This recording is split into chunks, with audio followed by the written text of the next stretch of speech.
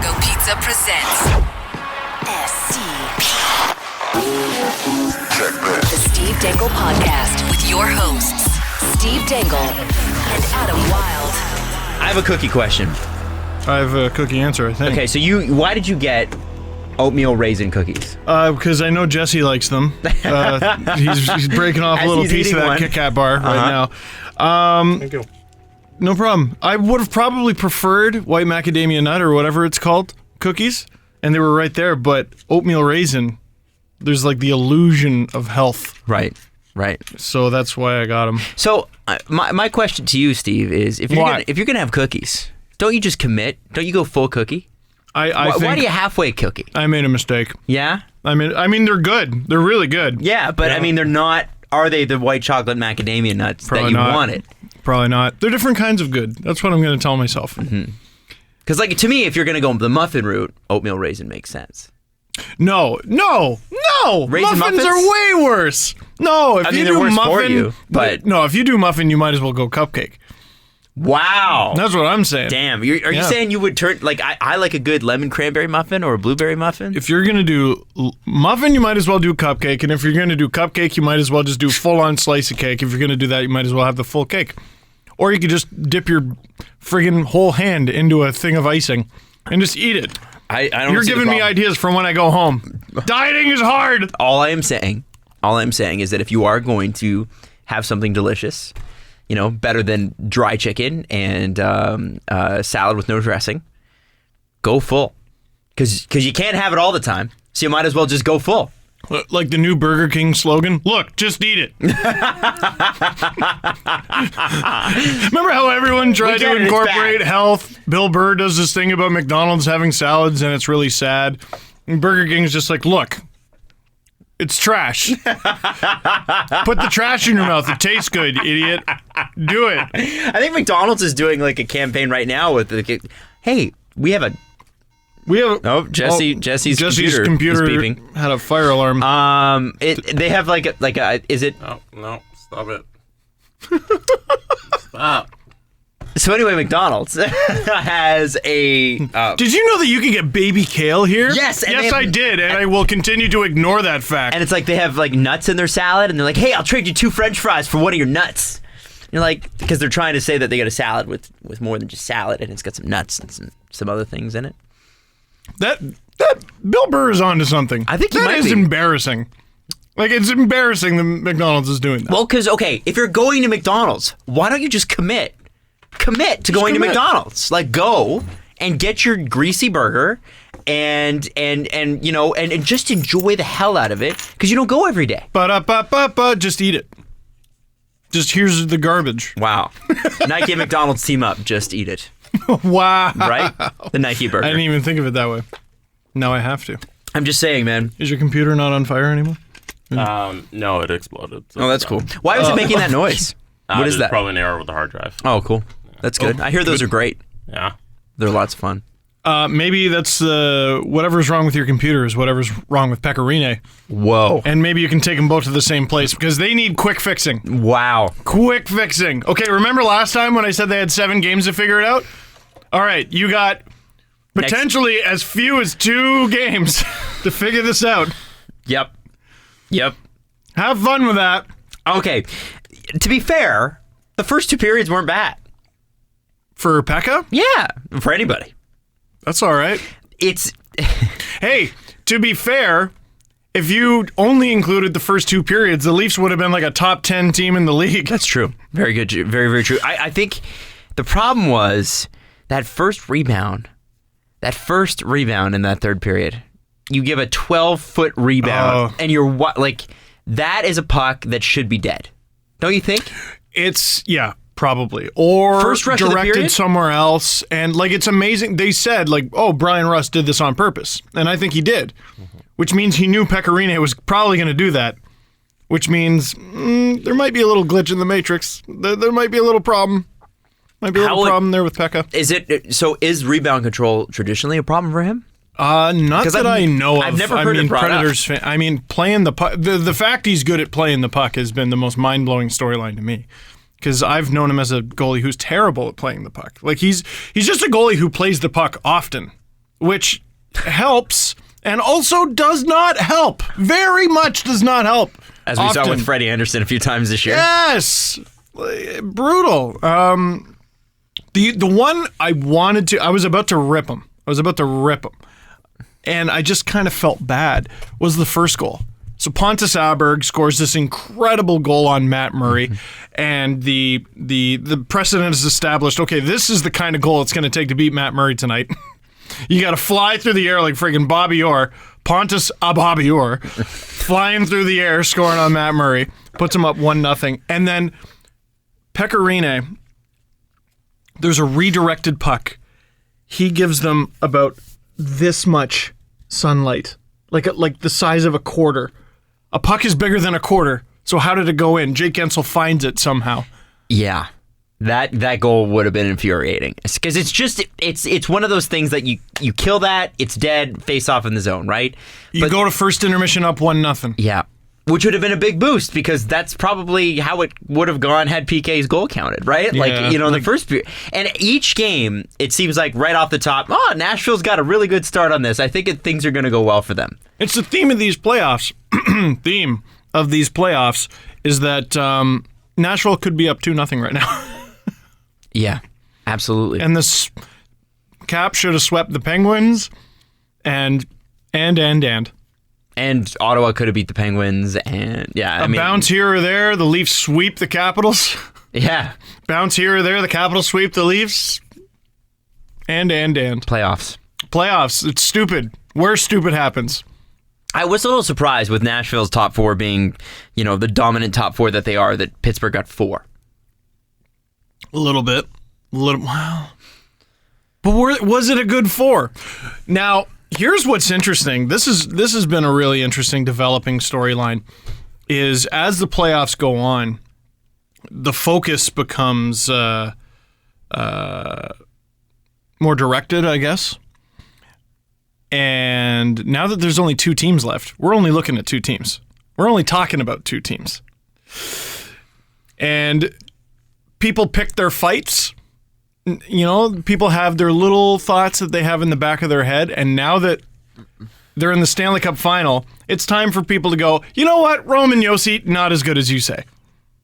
And Tyler Dello has done that recently. Oh, man. Well, the Dello versus Simmons cage match. Can you take us through that? That's been going on for 7 or 8 years. Because I didn't see the Simmons half of all this. Okay, so Tyler Dello worked for... if you don't know Tyler, and I think you probably do, worked for a few different blogs, and the Oilers, and then the Oilers, and it's interesting to watch his career because he's a great analytics writer, but he's also like he's a cantankerous guy. Yeah, and part of what I've loved about his work recently since joining The Athletic is he's dropped a little bit of that, but is the way his analytical mind has evolved. What was the first blog he started on? Was it Pension Plan? No. I think it might have just been his own. I think it was like a WordPress or Blogspot thing. Like he's one of the early guys, like 2007, I think. Yeah, so that's pre me really paying attention to that. So same. It's pre me on YouTube. Wow. He was already doing that. That's amazing. Yeah. Now, he starts the article like this. If there's one thing I've learned watching the playoffs, it's this. The Canadian media has apparently been watching the Nashville Predators very closely over the past few years for some reason. Now, instantly, you know where the article's going. Yes. The article is titled, Don't Believe the Hype, Don't Believe the Roman Yosi Hype, PK Subban is better. And it all stems from an interview that Steve Simmons, former guest Steve Simmons, did with TSN Radio. And he said, he said NHL pro scouts who've watched the league and watched the game, ask them, which player would you rather have? PK Subban or Roman Yosi? You know what the score would be? 10-0. That's how one-sided they are. That's how one-sided this is. And we've been through this on the show. I'm willing to bet that his sources are people he's met over the years who became friends, who are like-minded people, who see the game the way He does. So we're not actually learning anything from those sources. We're simply getting his opinion. So Dello writes this. This is an argument that can't be easily refuted because you, the listener, probably don't know any scouts and imagine that there's some sort of objective truth that they divine from watching games, which is true, right? Scouts thought PK Suban was a second-round pick. Let's also keep that in mind. And Duncan Keith. Yeah. In reality, it's more like everyone forms some impressions based on what they watched and then tries to make sure their opinion isn't outside the realm of whatever might be considered an acceptable opinion to hold. More concretely, as we'll see, it's also pretty reasonable to conclude that Peter Laviolette doesn't share the view that Yosi over Suban is a no-brainer. And he said coaches aren't infallible, but I'd take a coach's opinion over that of an imaginary pro scout, even a crowd of 10 imaginary pro scouts. And you know, to be fair, if you ask 10 scouts anything, they would tell you probably 10 different things. And I don't know. I know that should be a little concerning, eh? A unanimous vote among scouts? That is scary. Anytime there's unanimous, I'm like... That's a really good point. Especially, I don't know. Anyway, so he goes into it and he goes in the advanced stat stuff, and I won't pretend to understand every graph that's on the page. Yeah, that's where he loses me a little Tyler bit. Dello for you. And I would tell Tyler Also, that. just the concept of taking one guy over another guy doesn't make sense. Agreed. You don't construct a team with just, agree. let's plug in this one guy. No, it depends on circumstance and cap, and if you need this guy, if a right D, lefty, it doesn't make sense. And lost in this whole argument, they have both. I was just going to say that. You both said, but I was going to... Now, the only way I see this conversation linking is Kiprios has said this multiple times on Hockey Central. He said it on our show, I think, is with regards to the Subban-Weber trade. He thinks that trade was bad because... It wasn't Roman Yosi. It should have been Roman Yosi instead of Shea Weber. Which I suppose Dello is also pooping on. Yeah. You know, and he goes on, he talks about their 5-on-4 and their 5-on-5 and whatever. And, you know, what's interesting to me is always... What defenseman is better? Who would you rather have? In what situation are we talking? Are we talking in the context of the Leafs? Are we talking in the context of the Canadians? Are we talking about in the context... Like, if you're asking me that question, who do I choose on my team? Well, I would want... Roman Yosi and PK are different players. So who fits better into my particular team's defensive core? Well, I'd have to take a look at that. Yeah. The fact is, in Nashville, it doesn't matter who's better. It matters how they're used. And it looks like they're being used... quite well. They're in the Stanley Cup Finals, are they not? It's funny. I was kind of thinking that I had a similar thought with Sami Vatanen recently joining the Leafs, because I'm like, well, do the Leafs need another guy like that? Just another smallish, speedy kind of puck-moving defenseman? Because they're losing out on a big guy, and they can probably use a big guy. On the other hand, that's kind of what the Leafs are. So would a big guy fit into that? Bad? Anyway, I'm sidetracking. Sorry. Well, no, that's the interesting part about all these debates, and I have to say, in we're being a part of the media, we have to talk about things in broad brushstrokes because it gets people talking, right? The whole point of conversation. We always have to clarify that. Well, I suppose we're part of the media. We are, and we also take a funny glance at it, right? We always we step outside ourselves and go, okay, well, this is sort of ridiculous, but here's why. We also talk about. Going to the hospital for a variety of reasons. Yes, and potential OV trades, hockey trades, for half an hour last episode. But yeah, I mean, I get the debate. I get why the debate happens. I guess it's just so tired. That's the thing that struck me the most is are we still talking about this? Does anybody... except for the people that don't like PK Subban, really care. Well, the people that like PK Subban don't want to have this conversation. This is the thing. What is the legitimacy of this conversation at all? They're both on the same team. Yep. They're not. The Predators aren't playing the Canadians in the Stanley Cup Final. That would be interesting. Holy smokes! That would be great. And they're both here. And we would probably talk about just, well, you can have your preferences, but it's clear that this trade worked out for both parties, and look at how far both of them have gone. But what does this say other than I'm just not a huge fan of PK Subban? Yeah. So this was before what? Game 2? So this was after Game 1? Game 2. So we've played a grand total of 1 game. In the finals. And the conversation is Yosi is better than Subban for the purpose of what? Where does that get you? For the purpose of what? Other than you don't like this guy. I think that's what it comes down to. Which is sad. It's I don't sad. get it. Do you hate a player that much? To hate a player that much that you need to have that conversation after Game 1 of the Stanley Cup Finals. Well, and what's strange about guys like Steve, that was weird coming out of my mouth. What's strange about guys like Steve is I don't actually think he hates this person. I don't think he hates PK Subban. I just think he hates, or maybe dislikes the idea of him. The idea, because I'm sure he wouldn't tell you Subban's a bad defenseman. No. But there is an entire crowd of people out there who will tell you he's a top 5 defenseman. And he's probably pushing back against that. Just in the same way that a couple of years ago, people were like, Erik Karlsson is top 5. He's top 3. He's top 1. And they're like, no way. And then I think this season he put that to bed. Brent Burns put up this season that was impossible to surpass, and Karlsson did it by the end of the regular season, and then just stomped on it throughout the entire playoffs. Just stomped the point home. I'm the king here. I'm the best defenseman in this league. PK Subban, I think, is in that conversation. A lot of people put him in a similar conversation, and there's some pushback to that. Right? Mm-hmm. There's some pushback to that. And it happens both ways. It sort of happened with Jonathan Quick. He was propped up as one of the top 5 goalies in the league. It was obvious that was not the case. And then it got to the point where that was the case so much that he became underrated. Tyler Bozak. He's not a number 1 center. He's not a number 1. All right, well, there's a lot of players in the league. Most centers in this league are not number 1 centers, even some of the number 1 centers. Not every team has a number 1 center, but they have to play one. Yes, yeah. They have to play one. Some teams have 2. Penguins, lucky bastards. So when they started playing him as a 2-3 guy, all of a sudden he became a great 2-3 guy. Colton Sissons isn't a number 1 center, but he currently is one. Exactly. Because he has to be. And then we started basically talking about Bozak like he's not even a replacement level NHL player, which that was also not the truth. But then he also improved and yada, yada, yada. I don't know. Subban's one of a small group of players, and I'm trying to think of some others, where there's this fight over the idea of them and not necessarily who they are. Does that make sense? Who they are on the ice? Yes. Because I wonder if... And I well, don't, and then I don't the personality understand. thing is another whole thing. I don't understand the personality thing. What exactly is the issue? What exactly is the issue? Like, truly, when you think about it, what has he done?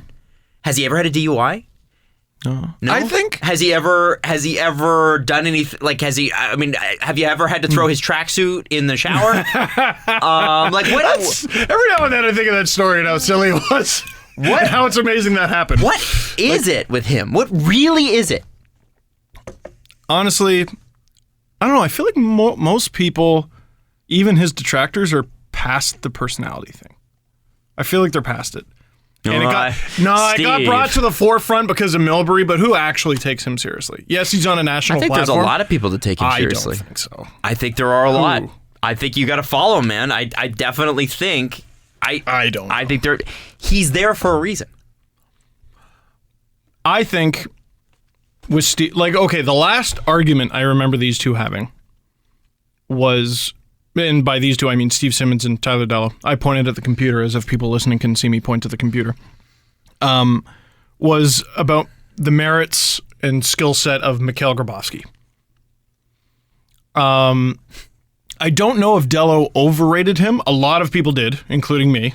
Say, he should be a number 1 center. Can you imagine Mikhail Grabovski as a number 1 center on your team? No. I think we would he was the best option we had. On our team, he should have been. Can you imagine still having $5.5 million Mikhail Grabovski? It's a lot of money. Yeah. That was one of the debates. What that's all about. That was one of the debates where everyone was wrong. Everybody, top to bottom. Fans, detractors, everyone. But for a while, Grabovski versus Bozak or Kadri versus Bozak or whatever it was, it became this battle of ideologies in this city that wasn't necessarily anything to do with who the players were. I don't think... these guys don't need to go to bat for Roman Yosi. He stands for something. That's true. He doesn't stand for anything. That's true. Just Roman Yosi. He's a very good defenseman. couple of years ago, people were like, he's the best defenseman. Yeah, and even if he's not that great, which I don't even think Dello's arguing that he's bad. He's not. He's being, like, people are like, oh, Jake Gardner. Jake Gardner is paid, what is it, 4.5? 4? No, I think it's just 4. 4.25, I think. Okay. That's not even the best example because that's a fantastic contract. But he's a good defenseman, maybe not necessarily a great defenseman, and he is paid that way. He's paid that way. Maybe team captain for Team Switzerland? Like, who's Roman Yosi? When did this conversation start? When else throughout the season when was the last time we mentioned a Roman Yosi story on this show? I don't think there has been. I don't think there's been a story. We've talked about him, but he's never been the focal point. Yeah, so I think it's just Steve pushing back against an ideology rather than a player. Yeah. Sorry, that got too philosophical, too deep. It's your show, man. It's called the Steve Dangle Podcast. I know, but I'm trying to. I don't know, man. I don't know. I don't know. It's such a funny thing that would even come up. But also, like, you hear how exasperated I am. Like, we had this guy on our show, and he seemed normal, didn't he? Yeah. And I just kind of go, but his opinions are exasperating. Where's your head at, man? His opinions are exasperating. It doesn't make him not a nice guy. No. Doesn't make that not a little bit of a character as well. I don't know. What does Nashville have to do in their very first Stanley Cup game? Yeah, lost in this whole debate. In Nashville, which we will be at. We will be at History, gentlemen, on Saturday. Excited. History. First ever Stanley Cup game in Nashville. What do they have to do to get a win? What do they have to do to turn this around? Because it's not as though their level of play hasn't been there. It has. Is it a UC Saros start? Poor Peter Laviolette. Poor Peter Laviolette. He has so many options and none at the same time. You can't start UC Saros in that game. You can't. Why not? Then Pekka Rinne will never be your goalie ever again. Like, that is, like, it's such a slap in the face. Like, we're looking at, like, an even worse betrayal of a coach to a goalie than, like, oh, I'm serious. Are you serious? An even worse betrayal of a... Think of how it would be perceived if you were Pekka Rinne and if you were the players in that team, right? Because they think a little differently than us. Hockey players are a little squirrely. Remember Alain Vigneault, Roberto Luongo, Corey Schneider, that whole thing? Yeah. This is so much worse than that. Pekka Rinne has been the Predators goalie for how long? His save percentage was what heading into the series? He performed how well? And the first Stanley Cup final game in Nashville Predators history. You have a chance to turn the series around. You're going to give it to the 22-year-old instead of Pekka Rinne. Ooh, do I not envy Peter Laviolette. However, you have to start Pekka Rinne in that game. However, if you don't turn it around, then you lose. Right, and you worry about that if you worry about that in game 4 if he does it again in game 3. I think he has his hands tied and has to start Pekka Rinne in game 3. He has no option. That's a tough spot to be in. It's a very tough spot to be in. And I mean, okay, is it such a bad bet to make though? No. The bet is Pekka Rinne will no longer be the worst goalie in Stanley Cup final history? Like, I don't think that's so bad. Am I wrong? No, I don't think anybody's debating that you don't start Rinne. Oh, okay. I was, because you brought it up last episode. And some people were. Well, and as soon as they put Saros in, I got all these tweets. Oh! I'm always amazed not just how many people listen to the show, but how quickly. Yeah. They're like, oh man, you're totally wrong about this. I'm like, the show was uploaded 20 minutes ago, and that is 25 minutes into the show. Yeah. Jesse did it, he on Tuesday put it up at 3:00, and by 7 or something I had 20 tweets, and one guy was like, and he mentioned something from the end of the episode, and he was listening in England, and I'm like, wait, you're done? And he's like, yes. I'm like, how is that possible? I'm like, I haven't even left work yet. Anyway, amazing. So you think Rinne gets to start? What do they have to do? Is it on him? Is it Pekka Rinne? Oh, it's 100% on him.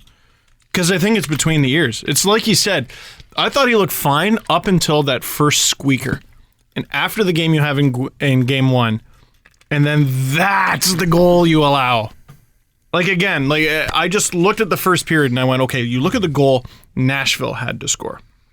Look at the type of goal Nashville had to score. You completely walk a defenseman. Oli Mata, by the way. Yeah. Completely walk a defenseman. Go around, crazy move, and you outweight Matt Murray friggin' flying through the air like Superman. Pekka Rinne squeaks through a little mouse hole.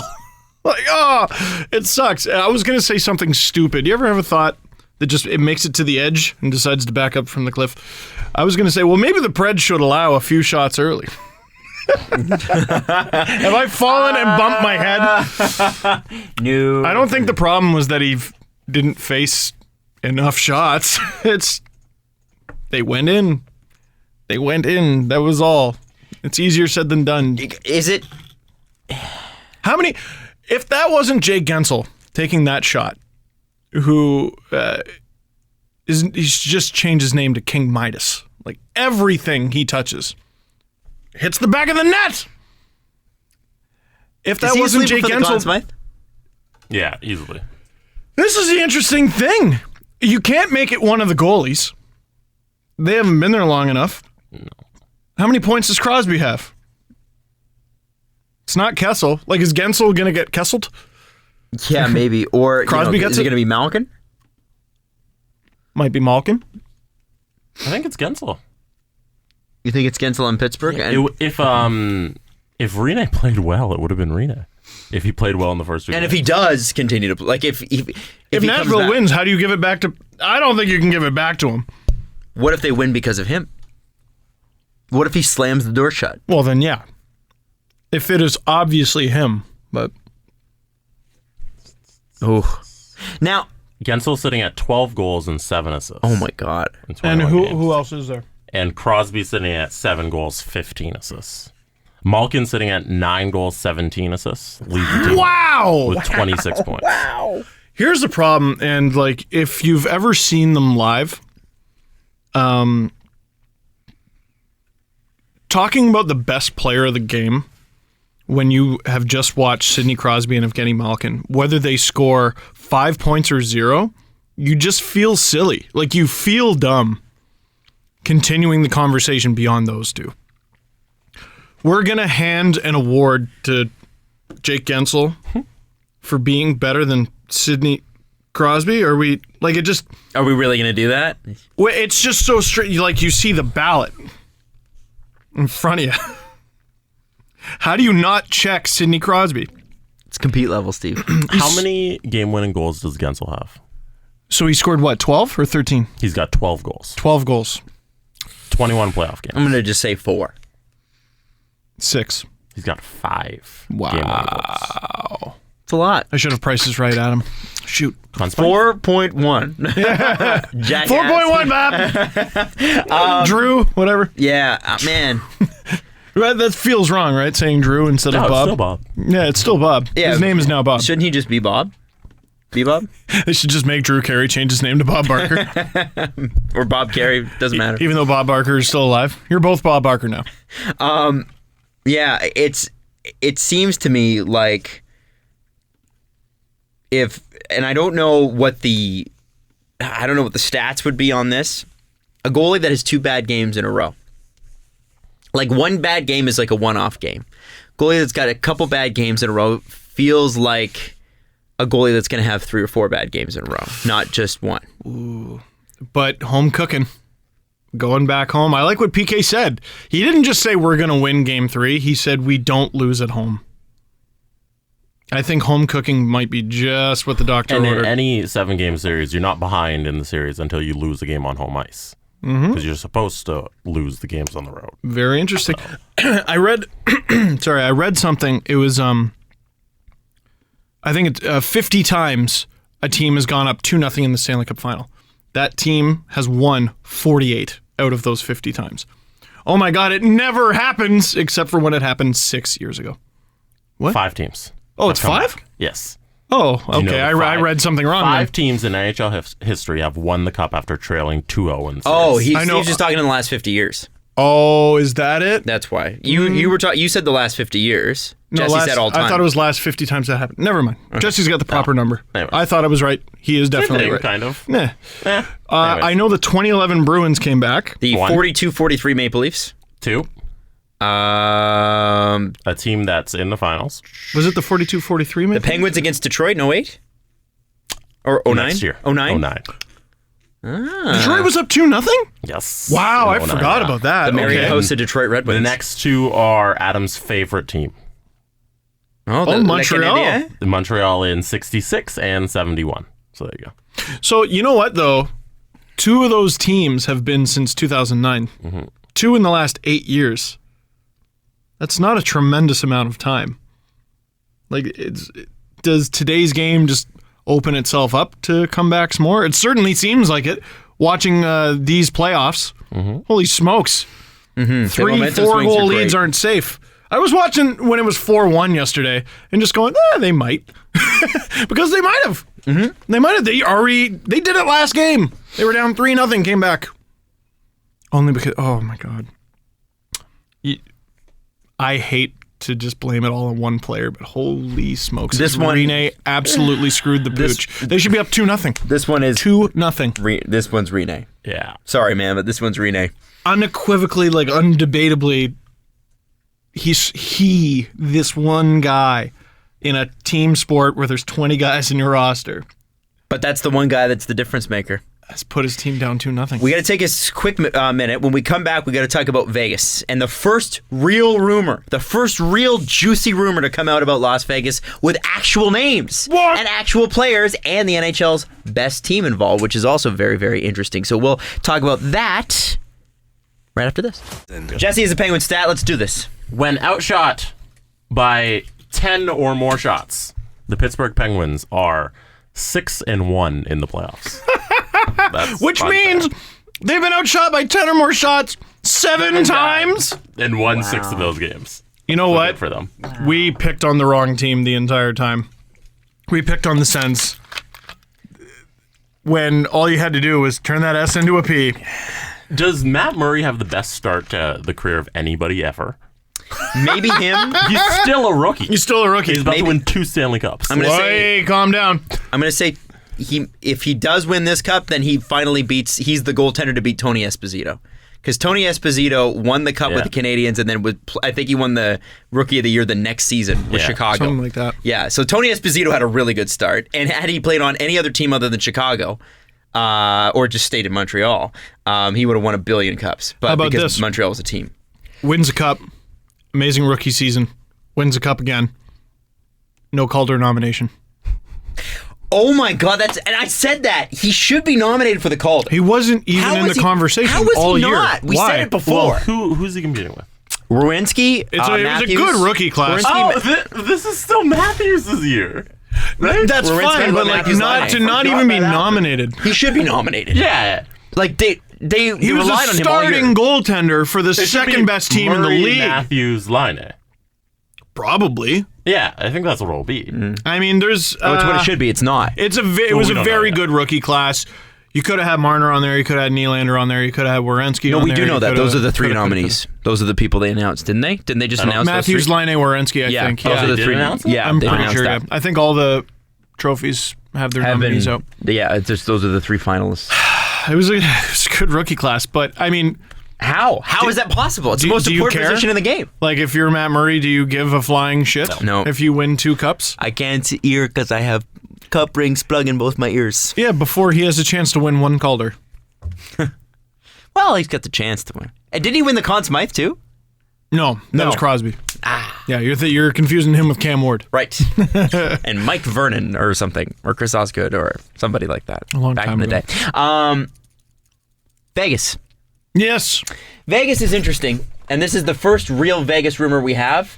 And there's a strange flavor to it, wasn't there? Well, it seemed to be a bit strange. I feel like you guys pay attention to stuff throughout the day, whereas I'm on Twitter going, "What is this all about?" What dumb argument can I get into now? Kind of. Well, like when I mean, believe me, it's a full-time hobby job. No, I'm not. I saw these tweets come out from LeBron and Saravelli and a few others, and was just like, okay, they were all, I almost feel like they were stockpiling them, and they just decided today, May 31st, is when we start. 15 days out, or whatever it is when we start.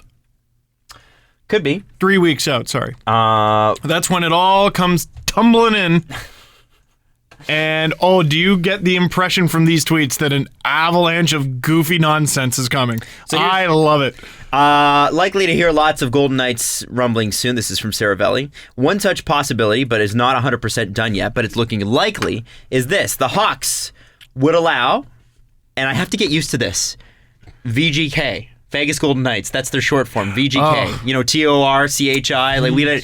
VGK. That's bad. It is, but that's their VEG. VEG. Just veg. Veg. Yeah. Las Vegas always telling us how they're vegans. Like, I'm upset.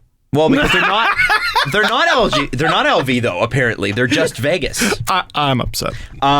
Vegas Golden Knights to take on Trevor Van Riemsdyk in the draft, and the conversation would, if they agreed to take TVR. They would also take they would get Marcus Kruger in a trade. Possibility that it's also flipped, so Vegas would take Kruger in the draft and also get Trevor Van Riemsdyk. The question people are wondering is who is the asset and who's the expendable? Well, supposedly Kruger is the here, please take this in this conversation. Now, there's a lot of Chicago fans going, I think TVR is the here, please take this. Dmitry Filipovich was tweeting, if you want TVR, why don't you just go to the AHL?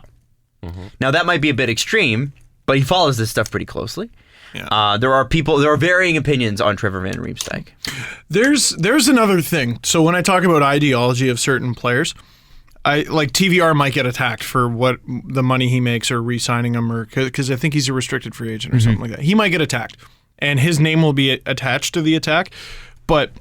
A lot of people's philosophy, and it's a good one, is you fill out the bottom of your lineup, your bottom pair, your final two lines, with cheap guys from the AHL, because it's not like third, fourth liners in the NHL are so much better.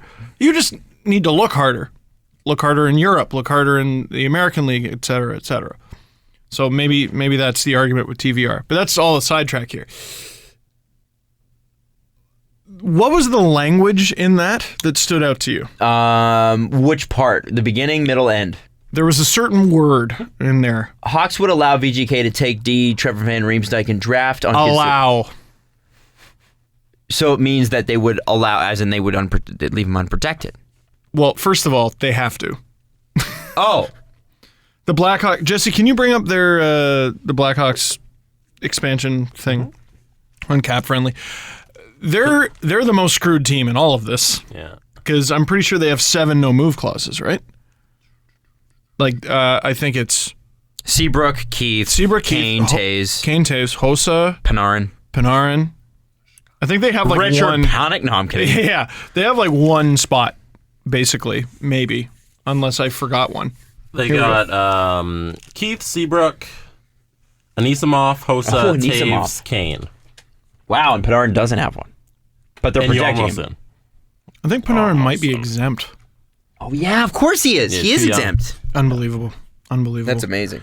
Good for them. That's smart. And then Crawford, their goalie. So, yeah, they got all their spots filled. So, Kruger and Van Riemsdyk. Yeah. So, I guess the idea is, hey, if you take this guy, we'll also give you this other player in a trade. Because maybe Vegas wants both. If they want both, fine. But when it comes to the word allow, like, all right, we'll let you take this guy. I go back to something we've said for a long time. It's up to me and not you. It is 100% up to me and 0% up to you. Maybe they like Kruger, maybe they like TVR, and they're like, okay, these are players, legitimate players that we have won before, and we want them to help fill out the roster. Right. So this is a different situation. It's like the Leafs going to Vegas. All right, we'll allow you to take Martin Marincin. Vegas is like, we can just take him. Take him. Thanks. In this case, Chicago's... It's interesting to see the personal aspect of all this. Because I don't think it's so much Vegas would really like Marcus Kruger. I think it's Stan Bowman maybe trying to convince him, hey.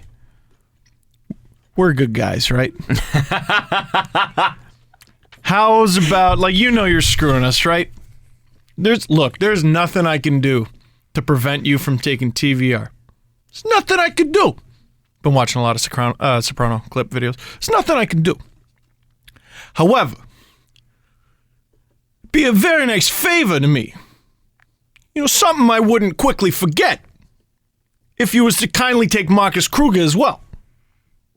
The whole personal aspect of it. Do you understand what I'm saying? Here's what I wonder. Who's valuable that has to be exposed? So Marcus Kruger makes $2.8 million, by the way. Who's valuable that has to be exposed? Oh, no. $3 million. What? And that guy's on like their third or fourth line. Yeah. Who's valuable that needs to be exposed in Chicago? Who's the most valuable? What do we have there, Jesse? What do you mean? Well, who is the most valuable? Because I wonder. Needs to be exposed. Yeah, somebody has to be exposed that's valuable there. Unprotected player. Who are the unprotected? Who are the unprotected players? Jordan Tutu, Richard Panik. I don't think TVR. they want. I think it's Richard Panik. I don't think that. I would imagine that Vegas would take. Why wouldn't you take Richard Panik?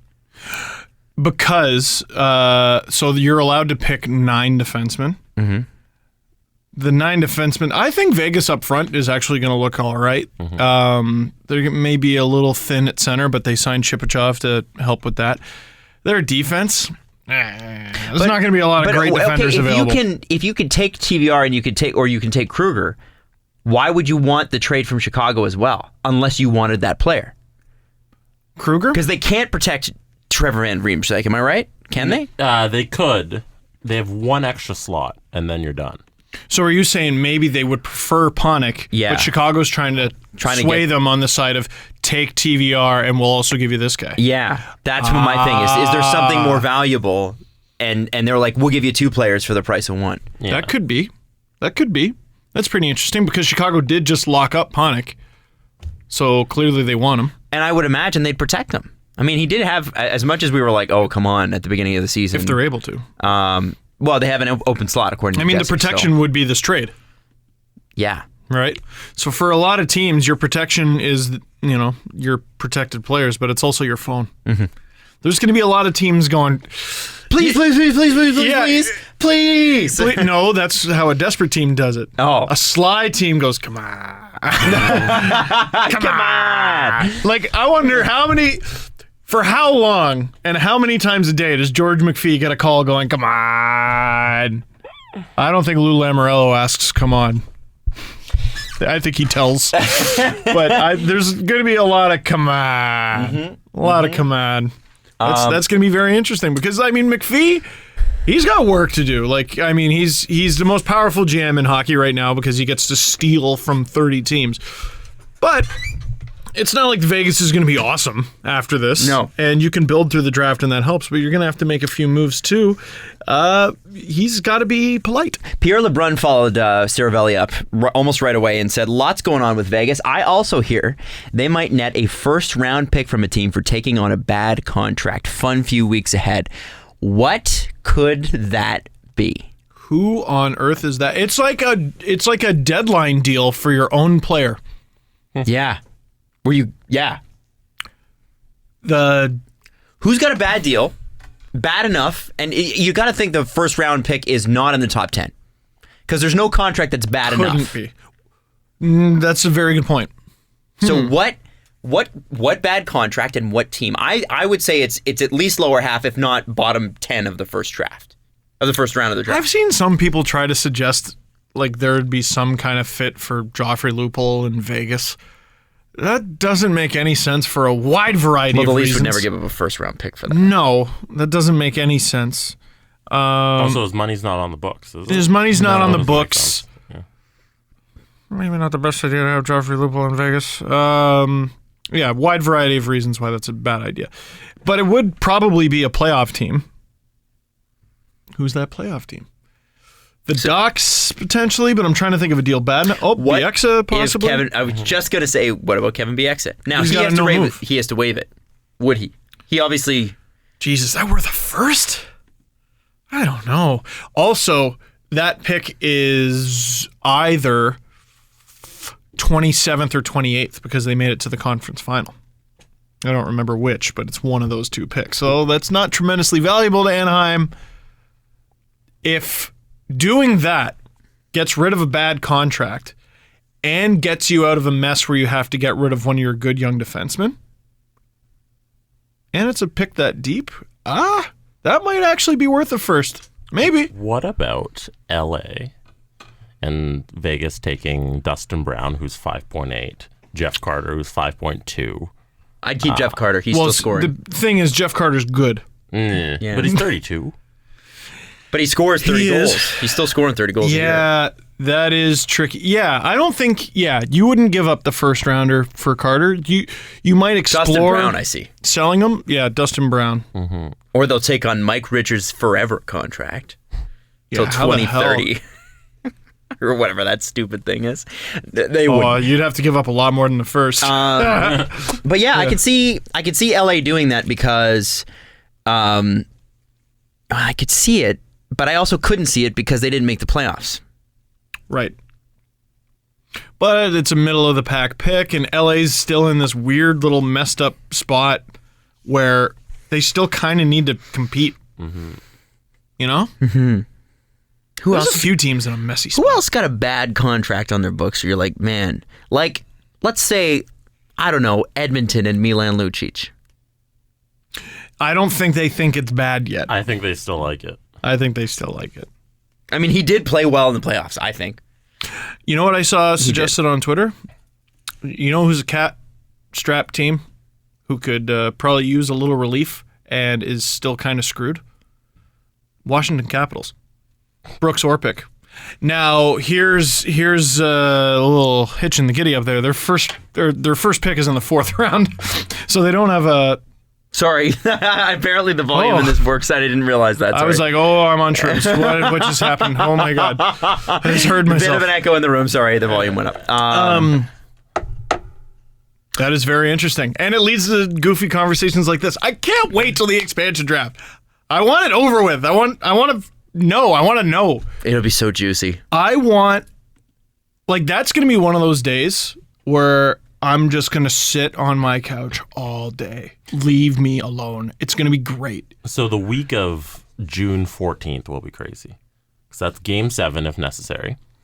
June 15th is the NHL first player buyout period. 24 hours. The 17th is the expansion draft protection list submission. The 18th is the when they're released to the public. The 18th to the 21st is when Las Vegas has exclusive rights to negotiate with UFAs and unprotected RFAs. The 21st, they submit their player selections, and then they'll release to the public later that day. And then the 23rd is the draft. And you missed the NHL awards later that night. So literally for an entire week, we're going to have to be glued. So the 14th to the 21st is going to be fun. Baby. You know, I've seen a lot of people groan that the NHL season should start early and it should all end by May. Which I kind of get, like, if the caveat is you start early. Mm-hmm. I don't mind that. But I see a lot of media members saying this, and I know, you want a break, you want a vacation, you want to get up to your cottage, whatever.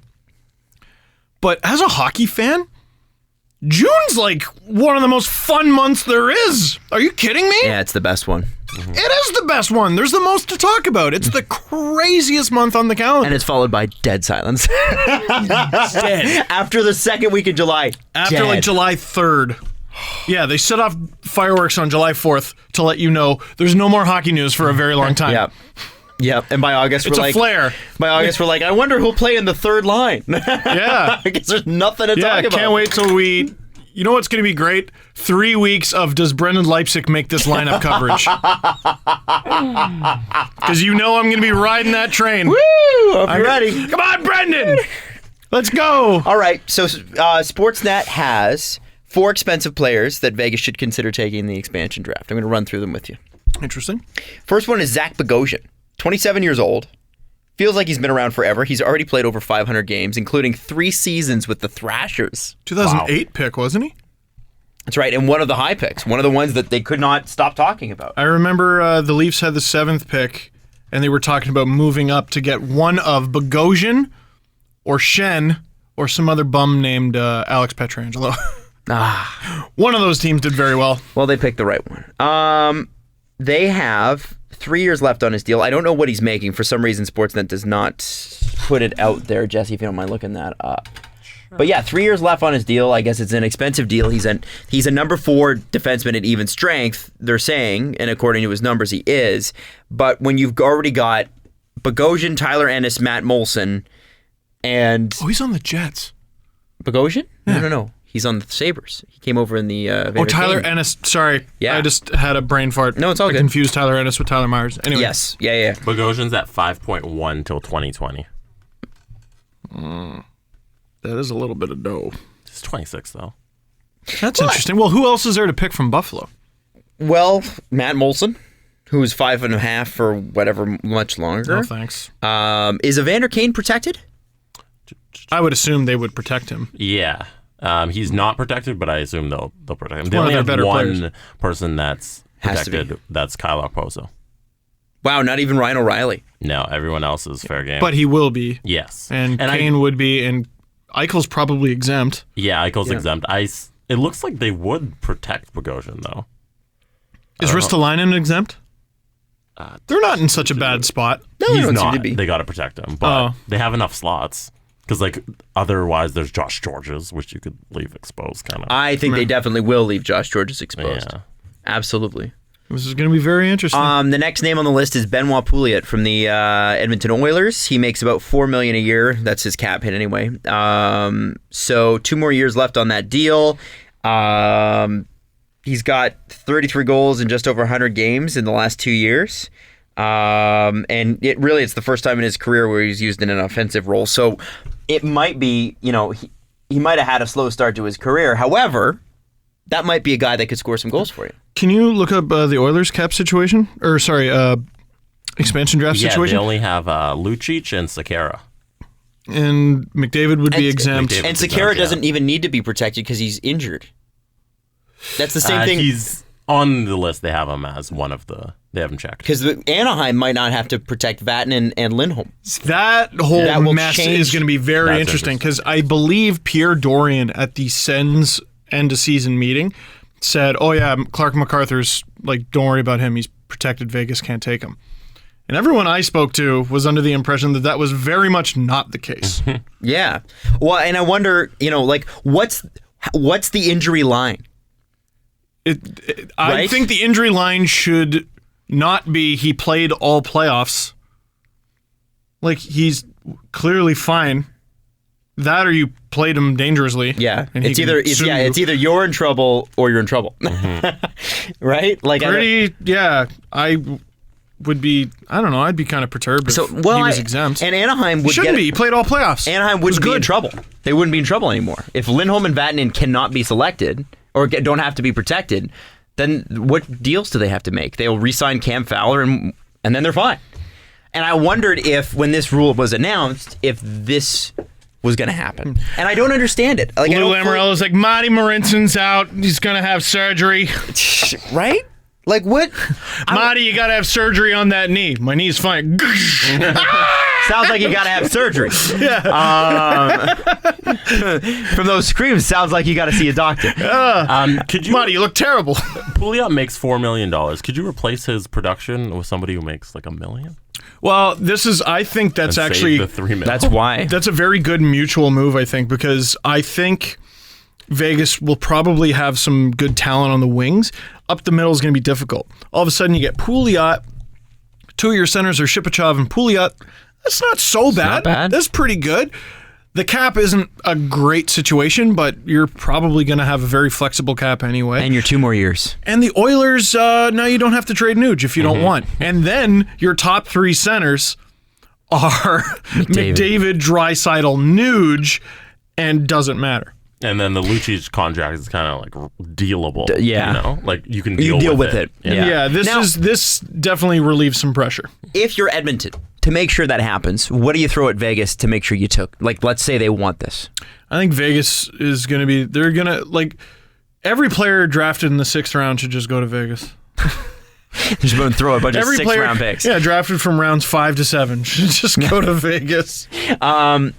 Another name that they bring up, another center, Matt Stajan. Oh. From the Calgary Flames. Very interesting. I think he'd be a good 4th-line guy. What does he make, 3.5? I think so. I think he's got to be at the end of his deal. And he is he's versatile. Last year of his deal, and it's kind of hard to find them at the trade deadline, so you could trade him if somebody was looking for a 4th-line guy. You know he can kill penalties. You know he's a good person, and that's important. That is going to be an interesting thing for Vegas because there's a variety of factors involved in who they're going to pick. Like, you might see a certain situation where, like, they'll have to pick between 2 guys on a certain team. One guy has 1 year left, and you'd maybe call him a 6 out of 10 as a player. Then there's another guy, maybe 3 years left. He's a 5 out of 10. Well, wouldn't you want the 5 out of 10 with 3 years left instead of the 6 with 1 who might just walk and you lose him for nothing?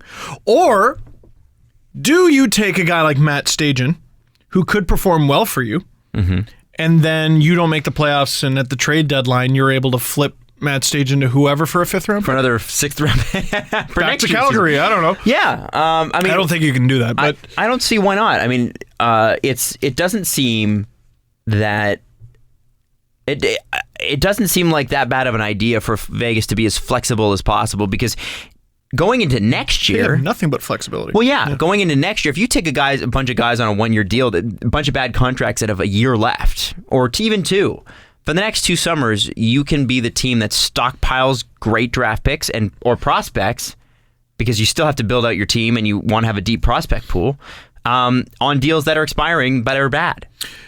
Well, see, this could be the case. Next year, Vegas could be Vegas again, is what I'm saying.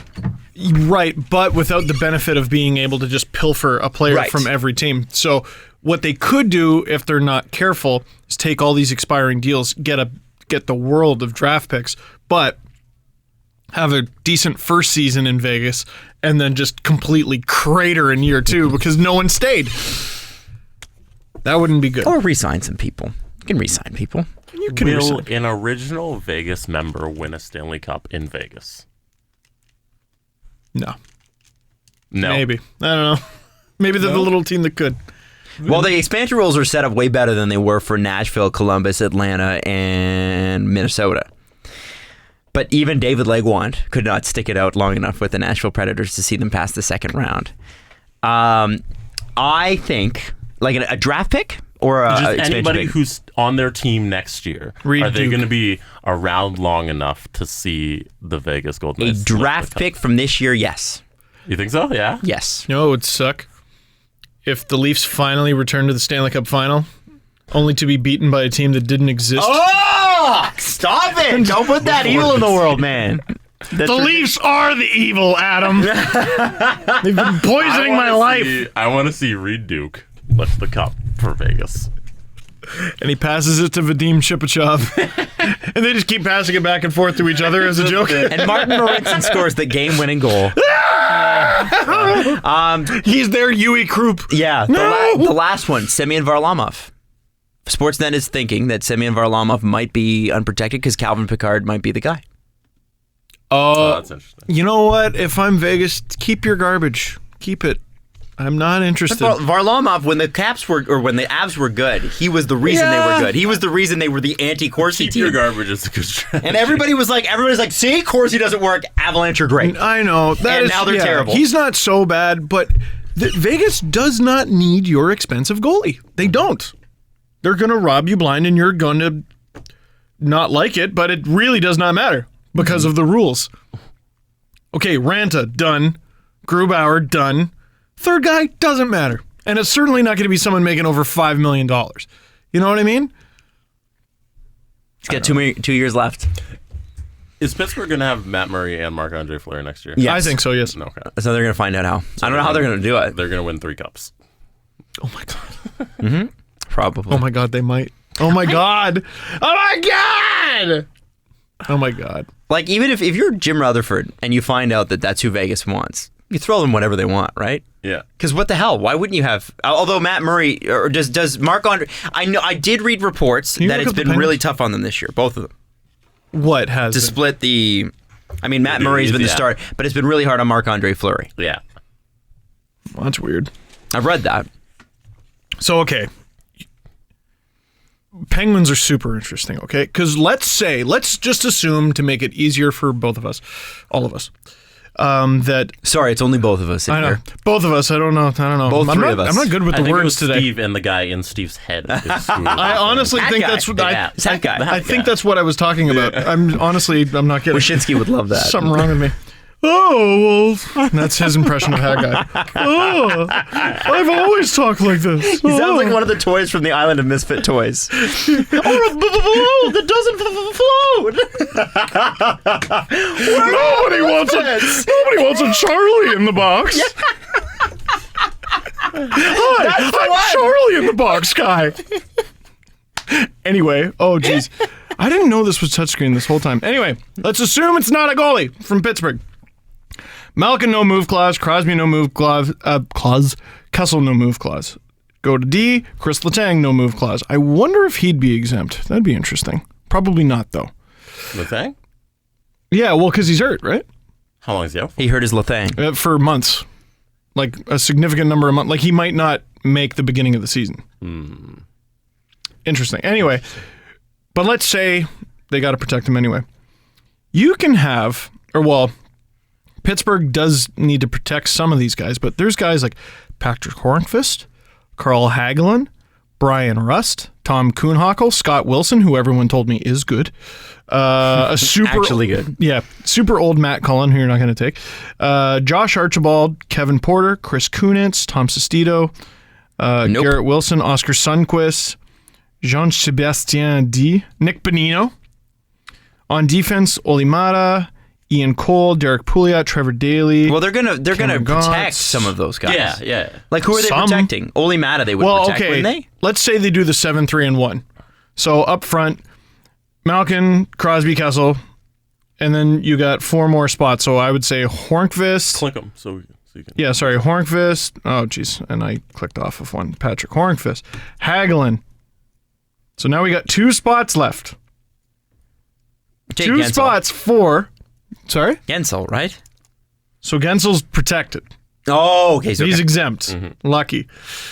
But Brian Rust, Tom Kuhnhackl, Scott Wilson, Matt Cullen, Josh Archibald, Kevin Porter, Chris Kunitz, Tom Sestito, Garrett Wilson, Oscar Sundqvist. So out of all those guys, you got 2 spots. Well, I would. left. That's what I'm saying. I mean, I would leave Kunitz exposed, to be honest. He went 6 months without scoring a goal. Well, and I don't think You're Vegas fine. would take him. Yeah. So I think you're right there. But How old is Rust?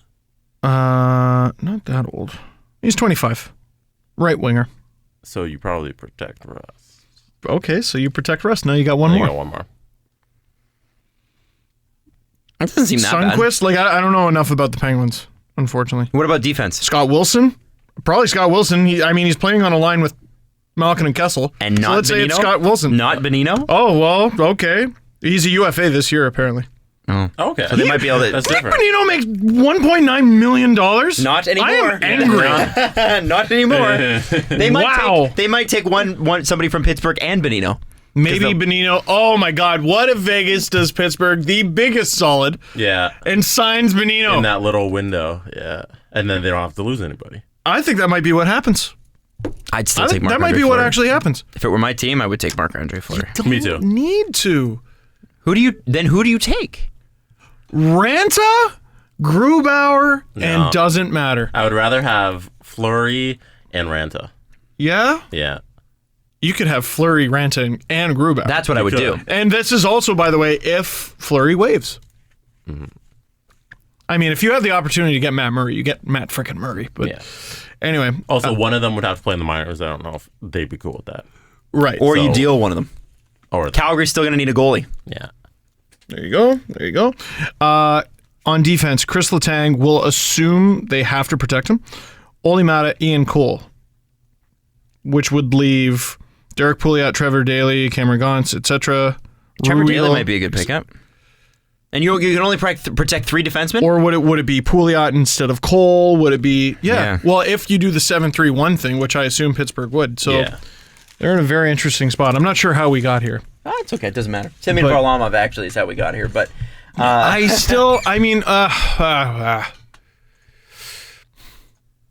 okay, what if in your first year as a team, Grubauer outplays, or Grubauer or Ranta outplays Fleury, and Fleury's now your backup goalie for close to $6 million. I don't think it makes sense. 1 more year. Isn't it? Oh, no, I thought it was more than that. 2019 it expired. Yeah, 2019. So 2 more. I don't know. Back up next year, and then he's back up. I would see what else I could get. But you're right about the whole minors thing. That is something I had thought of. Mm-hmm. You can't have 3 NHL-ready goalies. But you can trade one. Yes. And you could also hold a team hostage and be like, we're going to take him. That's why it'd be super nice if they were able to get Pickard, but I don't know if they would be able to. Varlamov I might take, but Pickard I could maybe send to the minors for like 1 year. And people get hurt. People get hurt and call them up. You know who got hurt? Vegas? Oh my God. It's got to be so fun to be them. Anyway, what were you saying? Do you know who got hurt? Who got hurt? Rachel, the Bachelorette. She got hurt. How did she get hurt? She could have been. It could have been hurt real bad. Could have been hurt real bad. It's time to do our Bachelorette update. Oh, I love it. Producer Jesse. Yes. There is a person that we're about to mention. He has a name. His name is DeMario. Oh. What do we know about DeMario? He is an individual on The Bachelorette. That's right. Yeah. That's right. Do we know about DeMario's character? Do we know much about DeMario's character? I know I made Jesse very angry when I said something about DeMario last show. Did you see it? No. Okay. So I did not. What you're going to find out about DeMario's character is DeMario is a terrible liar. Oh. Terrible liar. It turns out, you see, DeMario. Does he turn into Wa DeMario?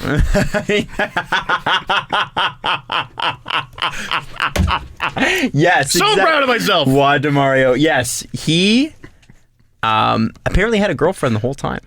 What? And the best thing about it is she showed up. She showed up? So, like just on the set? Yeah. Well, they I guess they found out. She contacted the producers. Oh, I was about to say, how does that work? And the producers said, "Oh, we're gonna have you do this like date challenge thing, DeMario, where you're gonna play a little basketball with Rachel." And he shows up. He's on court. They're walking in, and there Princess Peach. There she is. Oh no, Wa-Peach. Wa-Peach. Oh, Wa-Peach. Yeah, because Rachel is clearly Princess Peach in this. Now, I want you to listen to how this all starts. I think it's very, very interesting how this whole 5-minute sequence goes down. Is it very Californian? It's no lie. Karma's a bitch, isn't it, DeMario? Oh, who's this? For those not listening, the first 5 seconds. I took away. It's no lie. Karma's a bitch, isn't it, DeMario? Oh, who's this? Who's this? Oh, who's this? Who's this? Just a person I've been naked with. He did. Oh man, he said that the way I like stub my toe and pretend not to be hurt. I'm fine. That's okay. Yep. I'm fine. So DeMario has already lied. So this conversation has not started well. Okay? Now, if you're single and you've been dating around, you might be able to understand DeMario's side of the story in this particular one, but he doesn't do a great job of selling his case. Oh dear. So let's have a listen. You don't know who this Still is? have the keys to my apartment. You thought you deceived every single one of these people? You thought you could walk on with an engagement ring in your pocket and tell this girl you were ready to wife her when you were in my bed weeks before you were texting me. You think that you're out of this? I have a full-on paper trail. Go. So now he does this. And by the way, this is a bad move. He turns to Rachel while this girl is ranting and says, she's a psycho. She's a psycho. Which only makes you look bad. Just a pro tip, only makes you look bad. She came armed, eh? I met her many times ago. Met her many times ago. What does that mean, DeMario? He's nervous. And What I do you stopped mean? talking to What her. do you mean many times ago? Like No, a I'd long love to time hear this. ago. Please, I go met on her your a spiel. long time ago. I mean, can you and I talk? Like, there's like cameras and stuff. This is like some See, personal that's not life how stuff. it works. You try to screw this many This is people. But here's my this thing. is If you- personal life stuff. Like, I'm And, not. but Yeah. you're right. This is personal Correct, life, yeah. and I To am deceive putting someone, to my. think that you're in a serious relationship for Hold 7 on. months, that's personal So life. this girl's so mad that Rachel's like, hang on, I know, but I gotta explain this because she keeps talking. She's so fired up. DeMario's ex, and I don't actually know her name, to be honest with you, because they didn't really get into it. Hold on a second, though, Bowser. Lexi. I mean, Like, I'm putting my personal life out Correct, here, correct, right? definitely. Oh, So, yeah, like, definitely, if you have nothing 100%. to hide, then Yeah. I would 100 like for you to just talk to me right 100%. here. So I met up with her a few times. I seen her a few times. We had something. I then lost it with her because she is just like what she is right now. When we I have haven't- messages of saying to you, This is- we've been dating for over 6 months and I haven't met your friends or family. Yeah. What's going on? And you saying, I know it's nothing to do with you, it's who I am. I promise you I'm going to try harder. Just wait, I But promise I'm going to try then harder. when I came to your house and I told you face to face that I couldn't do this anymore with When you, did you which do is that? why. Never. But wait. Oh my God. All right, now here's where it gets interesting. I always find when people are scrambling, when they're caught in a lie, they'll do this. And I don't know if you heard him do it before, but it'll be like, I need you to explain this to me, right? I've caught you in a lie, Steve. I need you. He's going, yeah, 100%, 100%. Oh no! Talking over, as in, I've concocted a lie. Let me get to it, please. Now, again, we don't know this for sure. However, this person that he was dating, clearly he dated her. I was gonna say their stories are pretty far apart. I met her. What was it? 2 or 3 times. Times ago. Many times ago. And we've been dating for 6 months. Big difference. There's a little bit of a chasm. And remember, he's the one going, well, she's crazy, though. It also started out with, who is this? Yes. Oh, That's where it, he established already on a lie. yeah, you might be able to get away with this in the real world, but this is the Bachelorette, and there is video replay. He could have you just are said, screwed. He could have just said, what are you doing here? I broke up with you. If he had started that way, damn, now the lie is plausible. Adam Wild. I'm saying. Adam Wild. I'm just saying. All right, now. He is right though. She is very adamant that this relationship not only took place, but that even until the week he led up onto the show, that they were still together. She's adamant about it. Listen to how adamant she is. I understand, but when did you? If you're going to come in here and This is crazy. I'm like, But what I need I need to make sense of it. Correct, okay? definitely. So, what was your relationship? me and her were on again, off again. We had something. And how did you cut it off? with Face her? to face, I went over to her house. I explained to her that, look, you and I are on my just going. father's grave, On my- never, ever. On my Yeah, okay. of my Can I- kittens sleeping in my house right now, on my brother, on my dad, my father's grave. Can I- Father and 2 kittens. She's put it on all 3 of their graves. Okay, yeah, that's something you say when you're a little bit heated. She's a little bit upset. On my 2 damn kittens. Let's talk about how lucky DeMario is. There's cameras there. How, I hope he was just like, thanks for being here, man. The whole time. All DeMario had to do before he went on The Bachelor is go to her house for 20 minutes and say, it's over. That's it. But instead, he didn't. Instead, And even then, he would have been a bit of a dickbag. but if I'm you're not breaking even- up with you to go on a game show. See, that, though, is at least all right, At least it's done. at least it's done. But if you leave it open-ended, That's a very strange version of I found someone new, but it is at least done. It's finite. exactly. It's done. So let's continue. Lexi, Can I- Last time he was in my house, he Can was I- No, can I please finish talking, please? Yes, she did you did say cut that. off all communication with her? Some communications. I still was talking to her just for the Why? fact Why would you just not stop talking to her? because I'm If you're trying to cutting wean it some- off. She was texting, But but I why? said cut it off fully. But why? I asked you. Yeah, yeah, my full- question. yeah, my yeah. question to you is, when did you officially cut it off? Because you're definitely. speaking to me in a very general sense. So I need you. I need you to I be don't know that- specific I with know, me. but I can't So undo when the did you exact stop? dates. When did you stop talking to Lexi? do you or do you not still have the keys to my apartment? I'm not going to your apartment. Okay, I don't now have the this keys is to your- important. She says, do you or do you not still have the keys to my Keys apartment? to- Something yeah. she alluded to earlier in the clip. Listen to DeMario's response. apartment. Oh wait, I'm sorry. Oh. I mailed. To Lexi. Do you or do you not still have the keys to my apartment? I'm not going to your apartment. I don't have the keys to your apartment. Oh wait, I'm sorry. Oh. I mailed those keys to your apartment. Oh, did you? I don't have the keys. Oh, wait, sorry, I mailed them. And as I said to Jesse when we talked about this on Kiss a couple days ago, if you have the keys to someone's apartment, A, you were dating. All right, you just said, oh, we just kind of hooked up. Who gets the keys to someone's apartment that just kind of hooked up? B, and this is important, who mails keys back to somebody? You drop keys off. You do not mail keys. You know what's a fascinating thing, and it's difficult to find sometimes. Analyzing the speech patterns of a liar. Like when you caught them. There's a whole science behind it. Yeah. One of my favorite things, it's a very old clip. It's from like 2005. But it's Joe Rogan listening to a radio interview with Carlos Mencia explaining their beef and how he doesn't steal. And when you listen to it slowly, you're just like, oh, he's making it up as he goes. Not only, like, he didn't Carlos prepare a Mencia lie. stealing from Joe Rogan? Or just from general? He would steal from other comics. I think Joe said he stole from him specifically, but like not like his bigger bits weren't stolen from Joe Rogan. He stole one, like an iconic Bill Cosby bit, from like the 70s or something, and he just stole it word for word, like word for word, and just recited it like no one would catch it. All right. Yeah. Anyway, and then he's talking the same way is the reason I brought that up. I know those keys. I've checked my mailbox every. Oh, wait. This is Real crazy, quick, right? because I have to get out of here. Of course. Crazy. Yes. So I'm listening to what you're saying, Correct. and I want you to Listen to understand Elmer that Fudd. you don't make sense.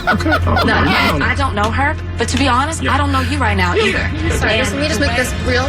We can make it real simple because I actually have from the messages proof of the last time you came over and from when you leaving.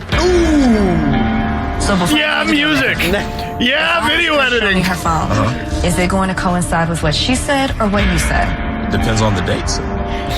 Like it just depends on the dates. No, it doesn't. I don't know. I'm I don't asking know. you, am I going to see messages that allude to the fact that y'all had something? If I look at her phone right now. That we had something. I mean, we've That you had- have something No. more than friendship. We don't have. I mean, we've had sexual intercourse before, but we don't have I'm not anything more asking than This guy's about- blowing this job interview. Go through.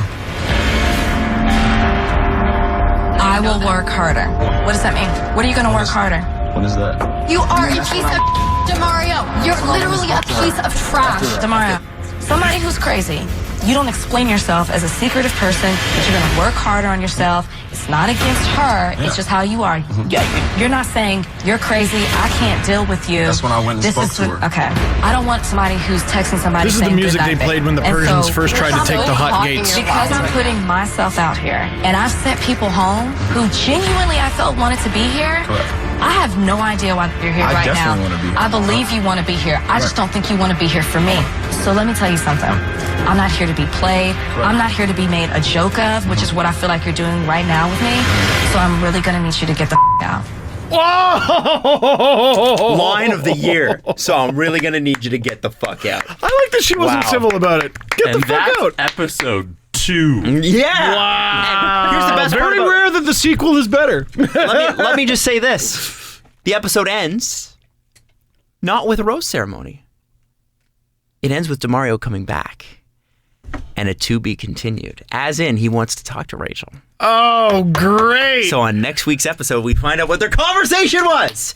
So we don't care about Lucas Baboom guy anymore. Now we care about what Demario has to come back and say. You know, reality shows are looked at as cheap television, and they kind of are. Well, they're cheap to make, sure. Cheap to make. It's genuinely hard to make a good one, like a compelling one.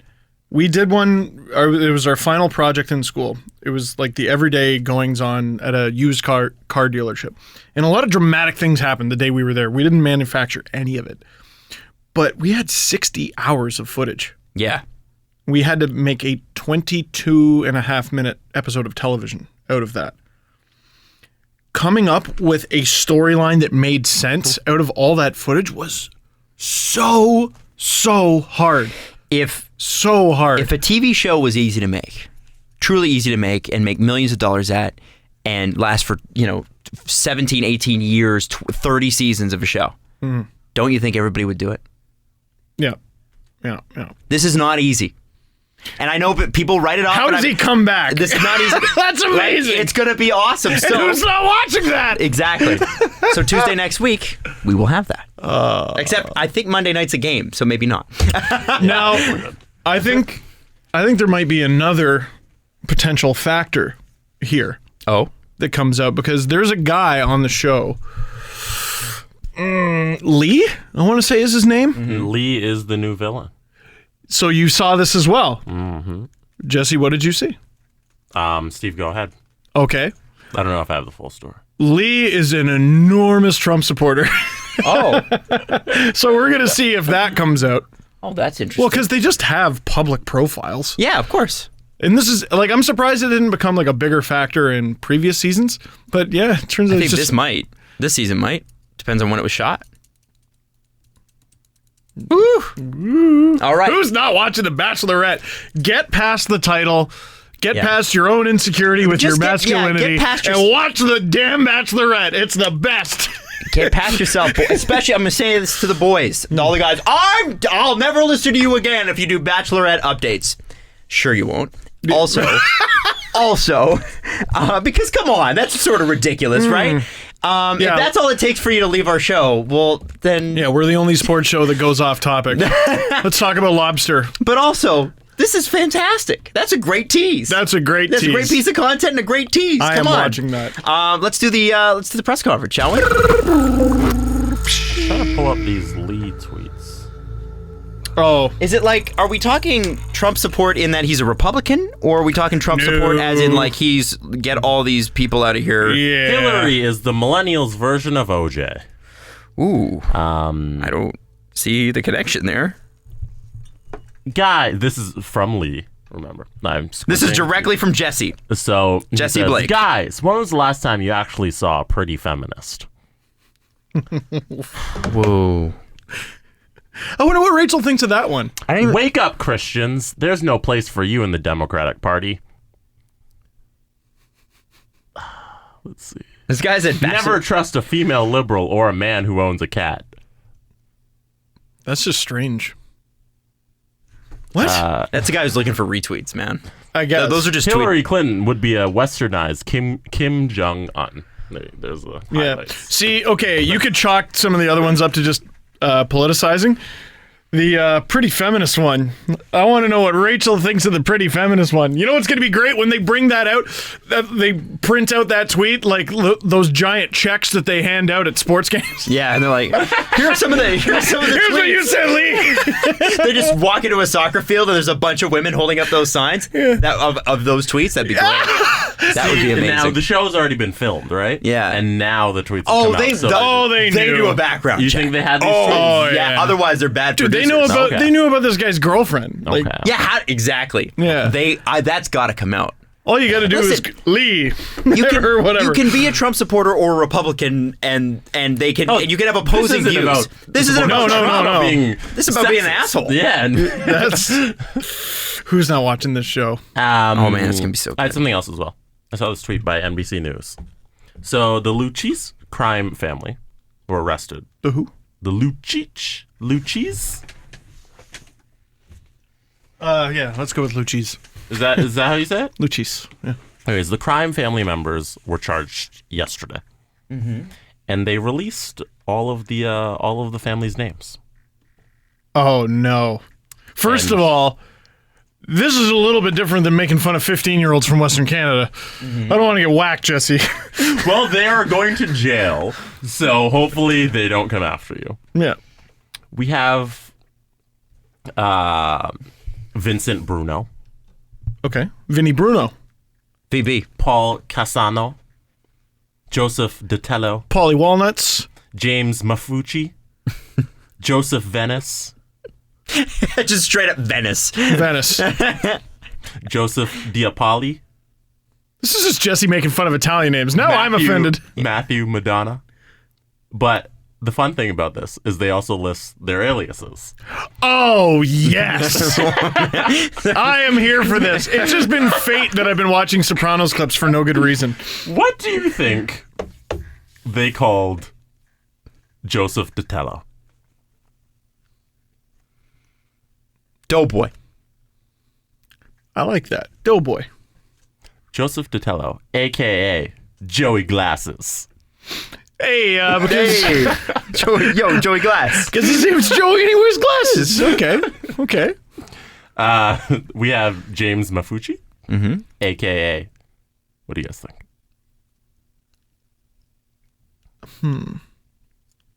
Not knowing anything about how these guys look or anything about their personality, it's hard. Big cheese. Okay.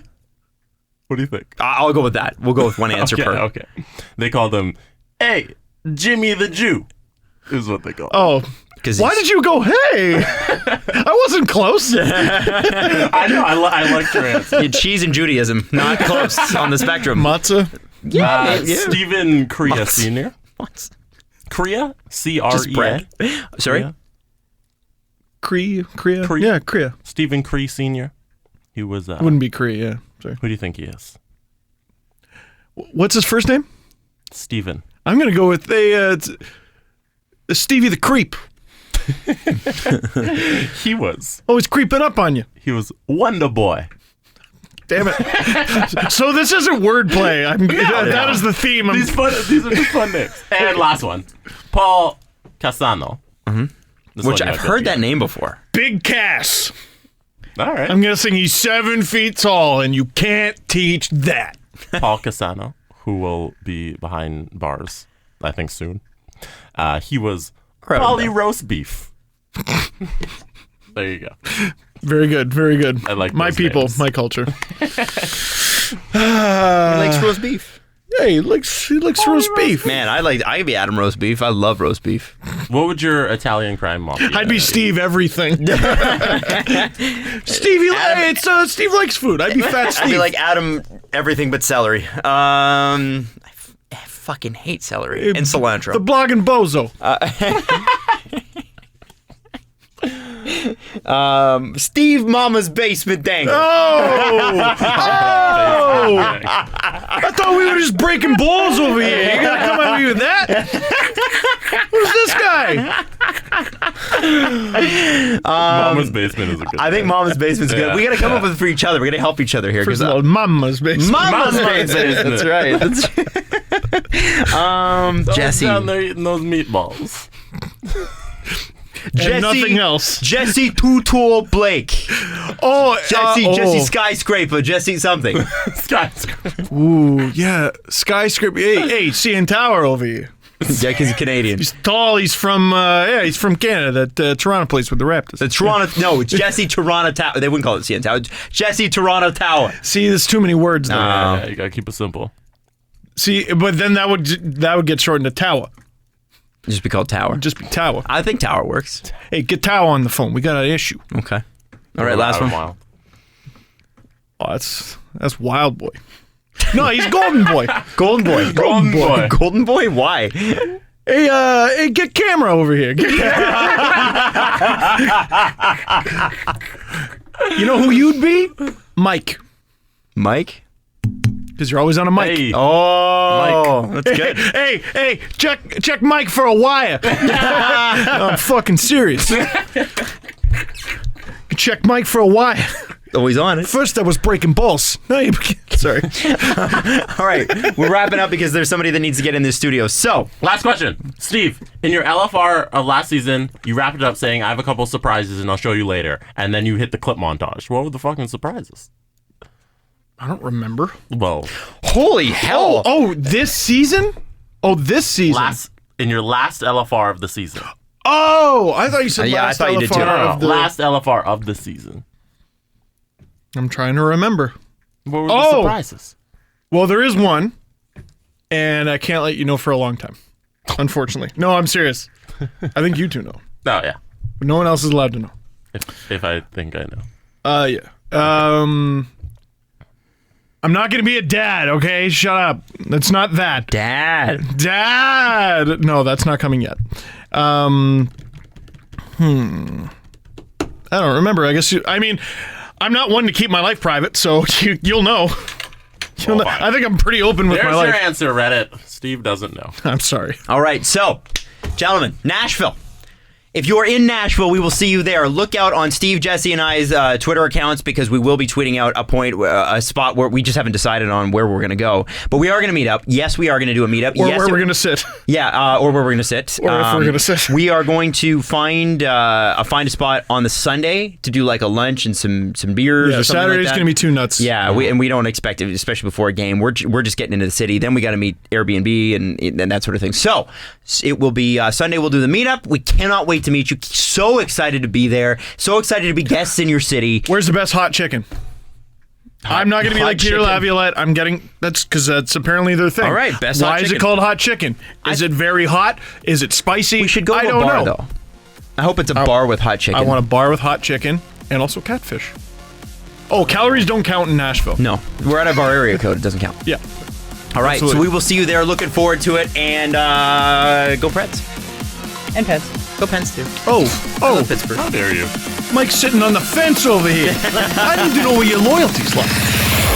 Follow the guys on Twitter at Steve_Dangle, at Adam WYLDE, and at Jesse Blake. The Steve Dangle Podcast. Brought to you by Panago Pizza. Order at panago.com and stuff your face with deliciousness.